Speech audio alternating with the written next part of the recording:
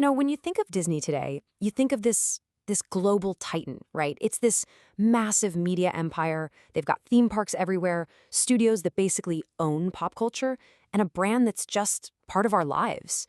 But what's wild is that 100 years ago, it was just a name on a tiny little office door. So the big question is, how on earth did a company that came this close to total collapse over and over again become one of the most powerful in the world? Well, let's dig in. Okay, so just look at the difference here. On the one hand, you've got the huge, sprawling Walt Disney Studios in Burbank today. And on the other, that's where it all started. The Disney Brothers Cartoon Studio, founded way back in 1923 by Walt and his brother, Roy. I mean, the journey from that little office to this global HQ, it's not just a story of success, it's really a story about surviving disaster again and again and again. And believe it or not, that first big crisis, it hit just 5 years in. This is when Walt Disney learned a really brutal lesson about business. A lesson that, funnily enough, led directly to creating his most famous character ever. So before there was Mickey Mouse, there was this guy, Oswald, the Lucky Rabbit. He was actually Disney's first big hit. Back in 1927, the studio was cranking out these really popular Oswald cartoons for their distributor, Universal Pictures. And, for a little while there, things were going great. But then, in 1928, Walt goes to negotiate for a better contract, a bigger fee, and bam! He gets hit with this shocking reality check. His distributor, a guy named Charles Mintz, basically tells him, hey, by the way, you don't actually own the rights to Oswald, we do. And then to add insult to injury, Mintz tells Walt he has to take a pay cut. When Walt refused, Mintz just went and hired away almost all of Disney's animators to make the cartoons without him. It was just brutal. And it was the lesson that would define the company. If you don't own your own creation, you control nothing. I mean, just try to imagine that for a second. Put yourself in his shoes. You lost your star character, you lost pretty much your entire staff, and your studio is about to go under. Seriously, how do you even begin to recover from something like that? Well, the answer, it turns out, was to innovate like crazy. On the train ride home from that absolutely disastrous meeting, Waltz apparently sketched out a new character, a mouse. He and the one animator who stayed loyal, the legendary Ub Iwerks, they worked in secret and created a new cartoon with a completely revolutionary twist, synchronized sound. And the result, Steamboat Willie, was an absolute sensation. It made Mickey Mouse an international star practically overnight. Disney didn't just bounce back, they totally changed the entire game. So, okay, they survived their first near-death experience. You'd think they'd maybe play it safe for a while, right? Nope. They immediately took on their biggest risk yet, a project so completely nuts that pretty much all of Hollywood was convinced it would bankrupt the studio for good. Yeah, that's literally what the industry called it, Disney's folly. What was the big, foolish idea? To create the first ever full-length animated movie. I mean, nobody had ever done it before. The conventional wisdom was that no audience would ever sit still for a 90-minute cartoon. But Walt, he was absolutely convinced that Snow White and the Seven Dwarfs could work. And the financial risk here was just astronomical. The budget started at $150,000, but it just kept growing, eventually hitting $1.5 million. Now, that was an absolute fortune in the 1930s. Walt had to mortgage his own house to keep it going. Even his brother Roy, who was the money guy, was begging him to just give it up. But the gamble paid off. And I mean, it paid off spectacularly. Snow White was a massive hit, both with critics and at the box office. It brought in an initial $8 million, which was enough to make it the highest-grossing film of all time back then. And those profits, they didn't just save the company. They literally built the Burbank studio complex that Disney still uses today. But just as they hit this incredible new high, the floor completely fell out from under them.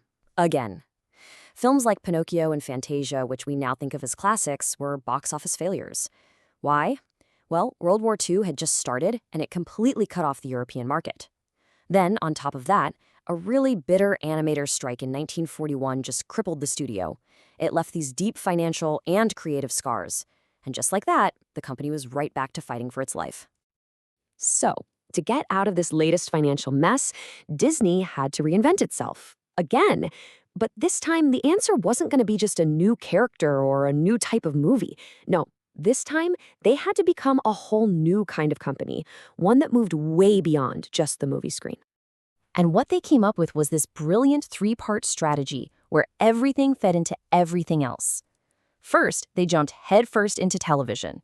The Disneyland TV show was a huge hit, and it basically worked as a weekly commercial for the whole Disney brand. Second, they totally mastered merchandising. You might have heard of the Davy Crockett miniseries. It started a craze that sold an unbelievable 10 million coonskin caps. But here's the really clever part. These two things weren't just about making money. They were designed to build hype and raise cash for Walt's wildest idea yet. That's right, Disneyland. Walt went out and bought 160 acres of orange groves down in Anaheim and spent $17 million to build it. And you have to understand how radical this was at the time. He wanted a clean, family-friendly, totally immersive world, which was the complete opposite of the dirty, kind of sketchy carnivals people were used to. It was another folly, you know? So many people thought it would fail. But of course, it ended up completely redefining what family entertainment could be. So for the next decade or so, the company was really thriving. But then, after Walt died in 1966, it kind of lost its way. It lost its creative compass. The 70s and early 80s, that was a real period of drift. The animation department got smaller, the movies were, well, pretty forgettable, and the profits just stalled out. It felt like the magic was gone. And this creative vacuum left the door wide open for the company's most dangerous threat to date. All right, so this next big reinvention, it wasn't driven by one person's creative vision like before. This was a flat-out, desperate battle for the very soul of the company.